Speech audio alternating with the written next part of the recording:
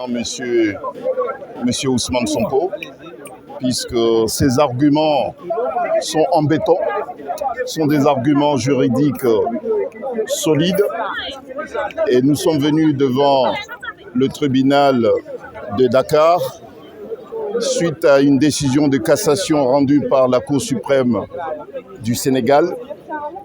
Et le retour devant un tribunal d'instance était une nouvelle opportunité, une nouvelle occasion pour nous, les avocats de M. Ousmane Sonko, de réaffirmer avec détermination et conviction comme quoi cette décision de radiation, c'est une décision éminemment politique qui a été prise pour empêcher un concurrent redoutable, sérieux, de candidater.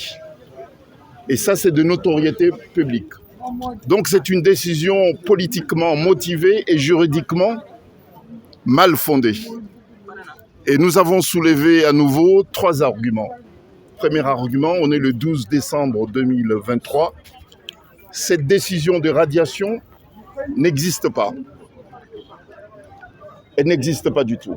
Il n'y a aucune autorité qui a pris une décision, comme le stipule le texte en vigueur au Sénégal, qui motive cette radiation.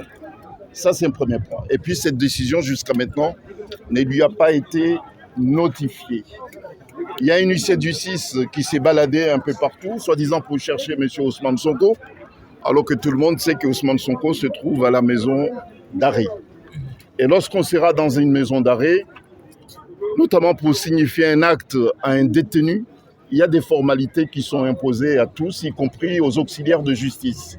Et ces formalités n'ont pas été suivies, n'ont pas été respectées. Bon, donc une nouvelle fois, on met Ousmane Sonko en difficulté pour dire comme quoi il se rebelle alors que ce sont les autorités qui sont devenues des rebelles, dans la mesure où ils passent outre aux textes en vigueur pour empêcher un citoyen d'exercer ses droits. Moi, je trouve que cela n'est pas bon, c'est pas joli, ça donne une image extrêmement négative à ceux qui se servent des moyens de l'État du Sénégal pour nuire à un citoyen sénégalais. Sinon, comment comprendre que des moyens aussi colossaux soient déployés, mis en exécution, comme si M. Ousmane Sonko était le terroriste qu'il fallait absolument neutraliser. Il s'agit d'une élection, il s'agit d'un contentieux d'inscription d'un citoyen sur une liste électorale devant un tribunal d'instance. Ça ne demande pas autant de moyens pour l'État.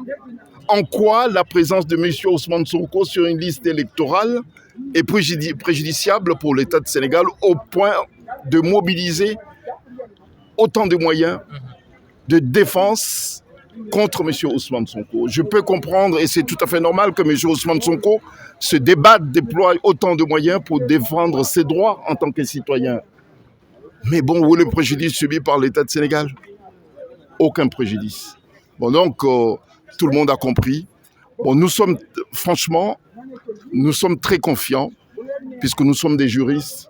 Nous avons des moyens juridiques pour défendre les intérêts de notre client. Il y a des considérations politiques qui échappent à notre ressort. Ce n'est pas de notre domaine. Bon, il y a certains qui parlent de calendrier, c'est vrai.